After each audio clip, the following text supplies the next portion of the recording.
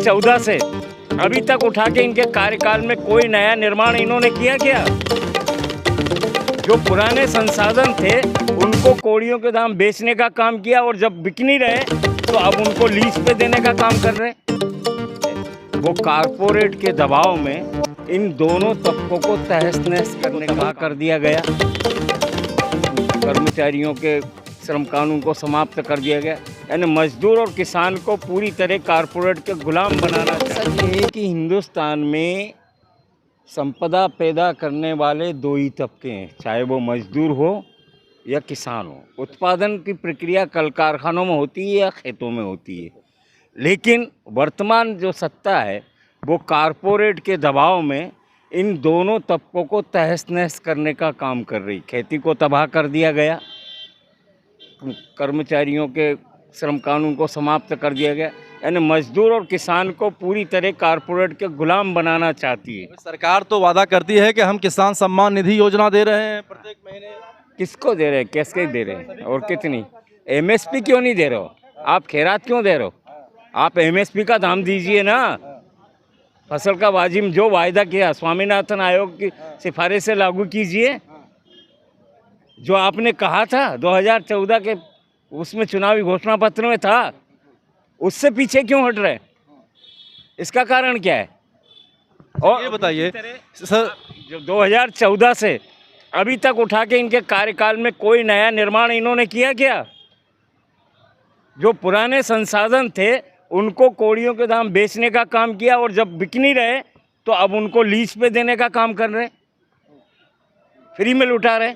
वो शासकीय संस्था है जिससे समाजवाद की सोच के तहत देश तरक्की पे उठा था 70 साल।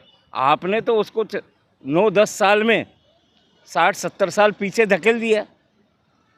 तब ऐसे कौन लोग हैं जो कह रहे हैं कि भारत जो है वो बिल्कुल विकास के रास्ते पे चल पड़ा है? 9 साल में जो विकास हुआ है वो इसके पहले 7 साल 70 साल में हुआ ही नहीं कुछ। वो हैं देसी विदेशी इजारेदारी पूंजीपति कारपोरेट कंपनियां जो हिंदुस्तान के संसाधन को लूटना चाहती है, खसूटना चाहती है और वापस इस देश को गुलाम बनाना चाहती है। इनका असली राष्ट्रवाद का वही नारा है। लेकिन मोदी सरकार तो ये दावा करते हैं कि हम गुलामी के जंजीर में नहीं रहेंगे, हम बिल्कुल आज़ाद रहेंगे, और तमाम ऐसी चीज़ें जो पहले की थी, चाहे वो मुगलों की बात हो या फिर अंग्रेज़ों की बात हो, तमाम चीज़ों के नाम बदले जा रहे हैं। और उसके आप मुगल बोल रहे हो, लेकिन ब्रिटिश गुलामी के बारे में क्यों खामोशी है? ब्रिटिश ने ही, ब्रिटानिया हुकूमत ने हिंदुस्तान के संसाधन को लूट के इंग्लैंड ले गया, समझे कि मुगल आए, हिंदुस्तान में आए, हिंदुस्तान में बस गए और हिंदुस्तान के ही लेके गए। वो हिंदुस्तान की संपदा को नहीं लेके गए, बल्कि उन्होंने हिंदुस्तान को सहेजने का काम किया। ये ऐतिहासिक तत्व को क्यों झुटलाया जा रहा है? उससे पहले भी हूण आए, पुसान आए, पुर्तगाली आए, व्यापार किया और चले गए, और कुछ यहाँ रह गए। लेकिन साम्राज्यवाद का हमला ब्रिटानिया का जो हुकूमत हुआ उसने हिंदुस्तान को लूटा और हिंदुस्तान संसाधन वहाँ ले गए, और जो हमारा पराक्रम उद्योग था उस समय का उसको नष्ट किया। अब मुझे आप ये बताइए कि जिस तरीके से हम देख रहे हैं यहाँ पर कि 13 महीने तक किसानों का आंदोलन चला था और अंत में सरकार को आके ये माफ़ी मांगनी पड़ी, बोलना पड़ा कि हमसे बहुत बड़ी भूल हो गई, तो क्या उसी तैयारी में फिर हैं आप लोग? क्यों नहीं? अगर देश को बचाना है, संविधान को बचाना है, जनतंत्र को बचाना है, जो चुनी हुई सरकार प्रजातांत्रिक नियमों का परिपालन नहीं करती, देश की जनता में एकता का भाव पैदा करना चाहिए या हिंदू मुसलमान करना चाहिए? मणिपुर के ऊपर खामोश क्यों है? ये अभी हरियाणा मेवात में हुआ, उसके ऊपर खामोश क्या है? जगह जगह दलित और आदिवासी पर सुनिश्चित हमले हो रहे हैं, उसके कारण क्या है? तो दिया कि बिट्टू बजरंगी जो है वो बीएसपी का कोई आदमी नहीं है। क्यों नहीं?